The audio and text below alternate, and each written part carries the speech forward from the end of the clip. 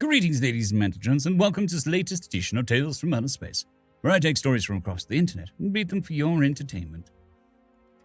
This particular story is called Born To, written by Going Over That Cliff. Every sentient being dies after it was born. This much is clear.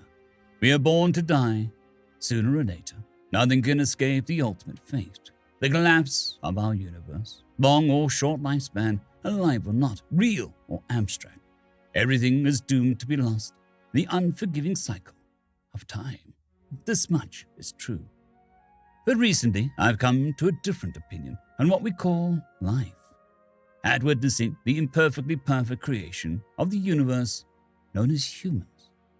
I've been to Earth just once, a short stop simply to refuel. But looking up from the moon spaceport, that enigmatic little planet piqued my interest. I insisted we prolonged our break from the diplomatic mission, but was granted only 4 hours to go down there and take a look around. The Earthlings are known for being the only sentients from a death world. I wanted to know what a terrifying place Terror is, but Earth, the blue marble, definitely, is not hell. It's a forbidden paradise. I spent all the time in the safe shuttle for my well-being, accompanied by a human guide. I cannot fully describe the emotions I felt, nor can I properly describe what I saw. We witnessed scenarios so magnificent I still find it hard to believe nature could give birth to them.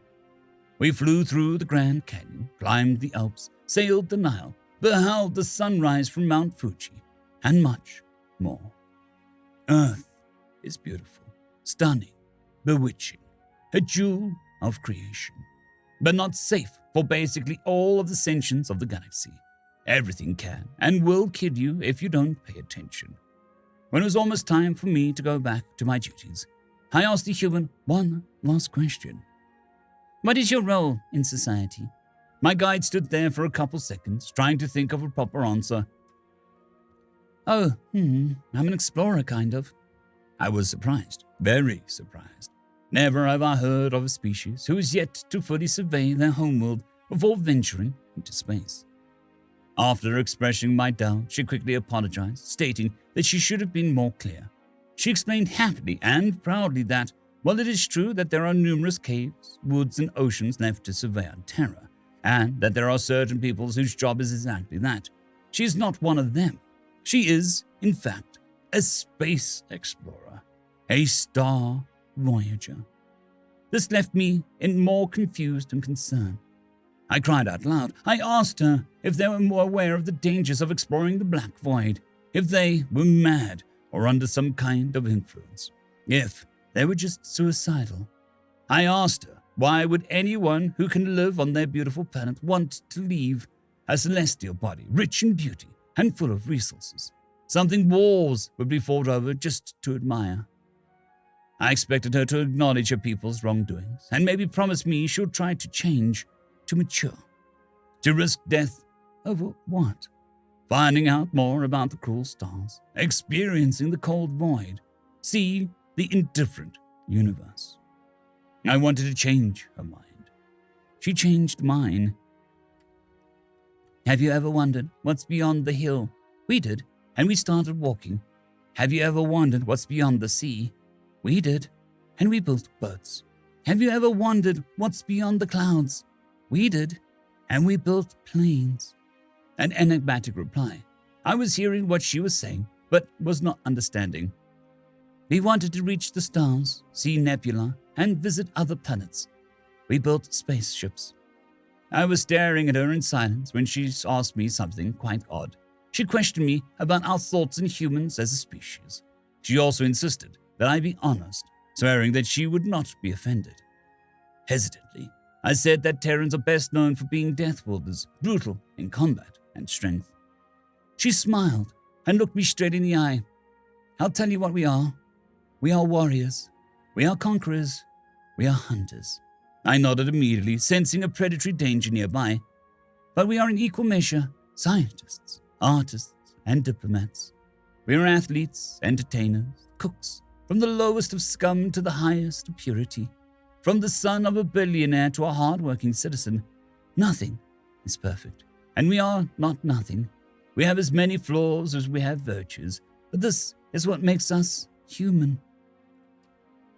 Somewhat intimidated, I found the resolve to assert my statements. I insisted on knowing why anyone would explore the unknown, stating that the dangers one might encounter far outweigh what one could find, asking if they would truly value life. My guide calmly replied in her usual tone. She reminded me of how I earlier called Earth a beautiful but poisonous gem, lovely to admire at a distance, but dangerous to get close to. She said that humans feel the same when looking up at the starry sky, that there are things that would also harm a human if they were to be careless. But she proudly said that this never stopped them from getting closer. Black holes, supernovas, gamma rays, you name it, we have orbited, deep mined, or sailed them. I was utterly speechless. She continued stating that the unknown might as well be their greatest fear, but it surely is one of their greatest calls. Of course, not all humans are alike. Not everyone would want to or be interested in risking everything, but some do. Some crave for knowledge, wanting to see more, wanting to feel more. They want to experience, share, and discuss with others like them. It's exactly because she values life that she wants to make the best of it. Doesn't matter how beautiful our planet is, some of us have seen it and want to see more, want to see all. But why? Because we are human, because we can, maybe because we are born to. She asked me if I knew about their myths, legends, and religions, stating that they are essential when studying ethnic groups, in this case, the whole species. Obviously, I never heard of them. She said that, especially oral traditions, give an insight into what ancient people considered themselves as, on their perceived role in the universe, on what they thought they were created for. Do you know what they say? The humans stated that in their ancient tales, humans are seen as triumphing over monstrous beasts, using intelligence rather than strength. That the people of old were always looking for impossible things such as eternal life, godly artifacts, or lost loves. The humans were often punished by their early gods for daring too much, for yearning too much, for being too defiant. She ended stating various examples of real explorers of the past, leaving the comfort of their homes just to see the unseen, to experience, to feel. I then understood that the inhabitants of Terra, ever since their dawn of time, have always been reckless and unstoppable in their quests for discovery, in answering of the call of the unknown. The sheer amount of curiosity of some individuals nullifies every single instinct of survival, making many pay the ultimate price.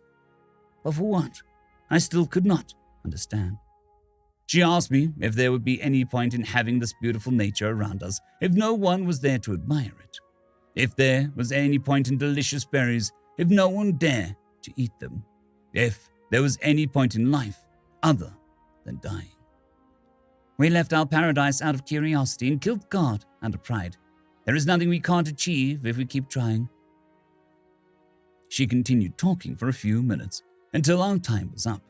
But by then, I didn't need to be convinced. Not anymore. Nothing can stop them if they put their minds and hearts into it. Not the indifferent cruelty of the universe. Not the cold emptiness of space. Not the unforgiving kiss of death. Nothing can stand against the indomitable human spirit.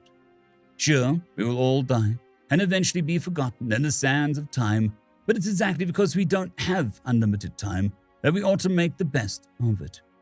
It's exactly because of humanity's flawed nature that they are capable of feeling and experiencing incredible sensations and emotions, sharing them with others, enhancing and increasing their value. After all, is a book written just to end? Is a movie made just for the credits? Is the sun born just to die? Yes, everything exists with an inevitable fate of death, to be a memory, to be forgotten. But is the ending of all there is to a book? Are the credits more important than the plot? Does the sun not grant life? Death is merely the final act of a play. A book tells a story, a movie shows one, the sun allows for one. If we can love, laugh, and cry. If we can feel, taste, smell. If we can tell, listen, share. Is this not what we were made for? Why would we be able to experience these things otherwise? Are they not intended? Are we not intended to live? Are we born to die? Yes. But humans, maybe humans are born to live. End of story. I'd quickly like to thank the T5 peeps: Cold War Boomerwaffen, Severin Cerberus, Bushmaster 177, Henry the Red, Caspar Arnholtz, Cold War Boomerwaffen, Elijah Silvercross, Dragzoon WRE, and Severin Cerberus. Thank you very much.